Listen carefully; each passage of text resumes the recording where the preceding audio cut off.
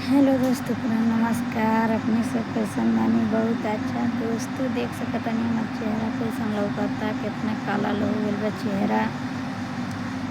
हमारा वीडियो बनावे के बिल्कुल मन काहे नहीं तो करत, मन बहुत उदास रहता। तो अपने सब देखी लगिन हमार वीडियो, सपोर्ट भी करे लगिन, दुलार प्यार दी लगिन। जो वीडियो बनावे के मन करे,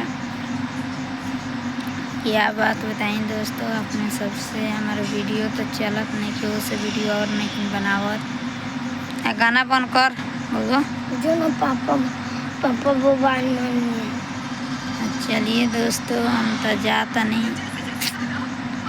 क्या बात बताएं, हमारा वीडियो बनावे के बिल्कुल मन नहीं करत, साफ दिल टूटवा। गाना बंद कर।